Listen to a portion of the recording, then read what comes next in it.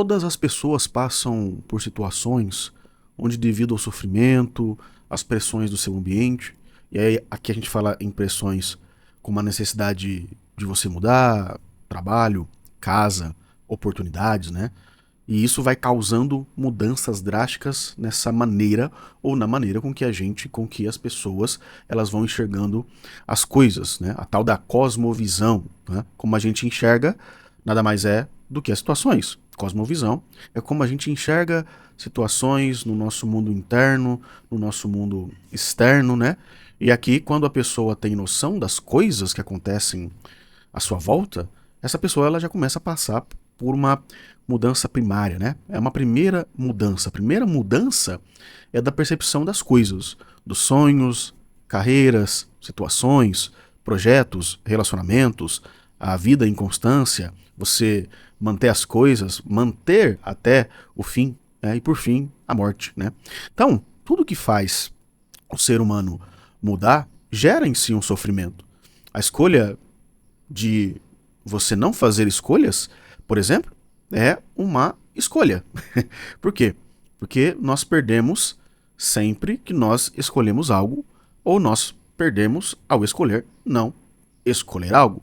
E nem sempre a gente vai ter um ganho com isso, e sim muitas vezes o nosso cérebro, por exemplo, sabe exatamente o que ele precisa fazer para que tenha essa mudança, né, essa diferença, mas neuroplasticamente, de forma reforçadora, até recompensadora, esse mesmo cérebro ele pode sim manter aquele ambiente de problema. Ele pode querer estar naquele ambiente que já é problema para ele, com aquelas pessoas problemáticas, enganando a si mesmo mediante da realidade à sua volta, né? O próprio cérebro, ele muitas vezes ele consegue enganar a si mesmo, né? Ele vai dizer, né? Olha, a gente não precisa sair dessa situação habitual, né? E por isso muitas pessoas, sim, elas tentam sempre buscar justificativa, né? Aliás, é assim que o cérebro faz. A pessoa tenta buscar uma justificativa para ficar no mesmo relacionamento tóxico, onde existem traições, agressões, abuso, né? Ou mesmo se o cara for um bom profissional, né, um cara for a pessoa, aquele homem, aquela mulher for uma pessoa muito produtiva, ainda assim ele vai ficar nesse ambiente disfuncional do trabalho, onde ele é pressionado 1000 vezes, né, para além das suas condições. Isso vai gerar ansiedade, vai gerar estresse, vai gerar depressão na mesma pessoa, né? Por quê? Porque ele está tendo uma recompensa ali, né? Até mesmo você lidar com um plano de exercícios físico, porque você está acima do peso, ou por você ter recebido um diagnóstico que vai ser necessário mudar para viver bem aí durante o resto da sua vida. Mesmo assim, o cérebro vai falar que não necessariamente você precisa disso. E o medo do novo, lembremos que o nosso cérebro é muito mais emotivo, né, emocional do que racional. O medo do novo ele toma conta das pessoas por causa dessa questão de mudança, de ter que se esforçar para isso ou para aquilo, né? O conforto do hábito disfuncional, da exposição disfuncional, do trabalho disfuncional e do relacionamento disfuncional tem sim os seus ganhos. É claro que isso é notável, né? Você está num relacionamento, você está em um trabalho, né? Aquele patrão, por mais que ele seja tóxico ali comigo, mas no final do mês o meu salário ele vai estar na minha conta, né? Ainda, né? Porque eu gaste 60% desse salário com um remédio para amenizar o estresse, não é verdade? Ainda assim, eu vou ter o meu salário no final do mês. Tá? Aquele relacionamento abusivo, né? Por mais que exista agressões, por mais que exista traições, né? Por mais que não tenha esse comprometimento relacional e emocional, mas eu vou ter momentos onde aquela pessoa ela me dá carinho, ela me dá o amor, mesmo que tenha agressão física. A pessoa é assim, né? Por mais que o açúcar tá me deixando diabético, mas é esse mesmo açúcar que nos momentos de estresse ele vai me ajudar a relaxar, ficar mais tranquilo, mesmo que no futuro eu possa perder uma parte do meu corpo, eu possa perder um pé, uma mão, né? Eu posso ficar cego, né? Eu posso ter distúrbios neurocognitivos por causa do excesso de açúcar, né? Mesmo assim.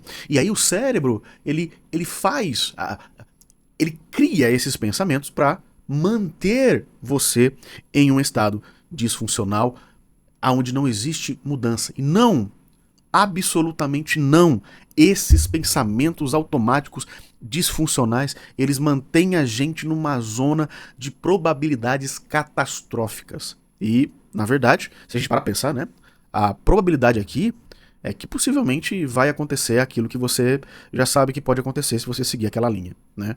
Sendo que a gente reforça ainda mais o hábito, aquele hábito que nos adoece, é, que causa dor, quando a gente alimenta esses pensamentos, né? Quando nós alimentamos esses pensamentos de que, mas poxa, mas Gerson, vai ser difícil sair disso, é melhor ficar assim mesmo, todo mundo morre um dia, né? É melhor ter alguém assim do que não ter ninguém, do que estar sozinho, é melhor você ter um emprego, que você tenha essas disfuncionalidades, né? Ainda que eu possa escolher outro, do que eu estar sem um emprego, né? E por aí vai. Você autoalimenta e retroalimenta esses pensamentos e logo esses pensamentos te geram sentimentos de aceitação que geram comportamentos que concretizam esses pensamentos, ainda que venha doer. Isso vai mantendo você na dor constante e adoecendo a gente aos poucos, né? Por isso que o medo, ele paralisa a gente, né? A gente fica onde a gente está, porque muitas vezes nós sentimos que nós não precisamos sair. Só que aí é que tá. Você precisa olhar, como nós falamos aqui, para além desses sentimentos, né? Os sentimentos, eles podem também paralisar a gente. Quando a gente olha para a realidade, por exemplo, né? A verdade, isso sim vai tirar você daquela zona de um desconforto, de um pseudo-conforto, né? A tal da zona de conforto, e vai te libertar. Isso sim é, de certa forma, libertador cognitivamente, emocionalmente, de forma comportamental. Quando você tenta avaliar quais as vantagens e desvantagens de você estar aonde você está, você começa já a ter essas mudanças estruturais. Por exemplo, como que você vai estar estando nessa situação em um ano? Né? Como você vai estar de forma integral, de forma sua saúde física, sua saúde mental, sua saúde financeira, tá? Como você vai estar neste mesmo lugar em 5 anos, em 10 anos? Será que esse trabalho vai suprir aquilo que você deseja? Será que esse relacionamento ele vai realmente preencher algo que você acha que vai preencher? Tá? O que você ganha com essas dores, com esses adoecimentos? O que você ganha comendo tanto, não fazendo exercícios? Como você vai estar daqui a 1, daqui a 5 e daqui a 10 anos? Por isso que a gente tem que se perguntar. E se você ainda não sabe a resposta disso, Gerson, eu não sei a resposta disso. Tenta responder essa minha pergunta. Onde você não deseja estar, não deseja continuar? O que você não deseja sentir? Em 1 ano? Em 5 anos? Em 10 anos? Tá? Se você responder essa pergunta, então você vai saber que existem caminhos quais você precisa seguir. Por quê?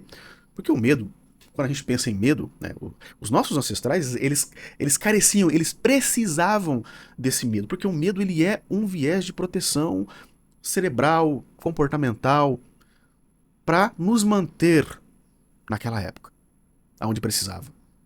Mas esse mesmo medo, ele pode também ser usado para paralisar a gente, para não deixar com que a gente evolua, com que a gente mude, com que a gente perceba, né, as situações e como mudar, para que a gente solucione aquele problema, seja de comportamento, seja de comida, de compulsão, de alimentação, de questões físicas, emocionais e comportamentais, porque o medo ele vai paralisar você de tentar coisas novas. Simplesmente só de você tentar.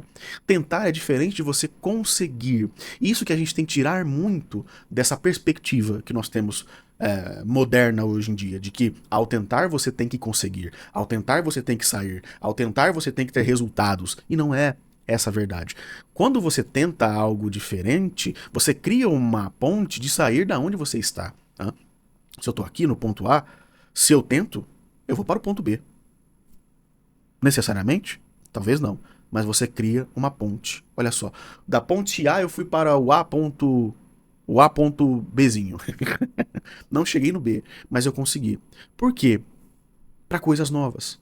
Por isso vale mais a pena você tentar do que você estar em algo que só te machuca, né? Que te prende, te adoece, lhe causa um distanciamento do que você mesma, você mesmo pode alcançar. Como pessoa, como profissional, como uma questão relacional. Por isso, o medo, ele é tão grande assim. O medo de não saber, o medo de não ter controle. No final, o que paralisa a gente é que a gente deseja ter controle daquela situação porque nós achamos que nós vamos ter controle. Mas não. É melhor você deixar esse controle que te paralisa de forma de medo, te amedronta, do que você ficar no mesmo lugar que está e talvez não viver 1 ano, 5 anos, 10 anos, como alguém como você deveria estar vivendo. Certo, pessoal? Espero que vocês tenham gostado deste vídeo. Não se esqueçam de deixar o seu like, curta, comenta, compartilha, se inscreva no nosso canal, ative o sininho de notificações. Fazendo assim, você me ajuda a ajudar mais pessoas com a terapia cognitivo-comportamental e as neurociências aqui no YouTube, ok? Um grande abraço, até o nosso próximo vídeo e fique bem. Tchau!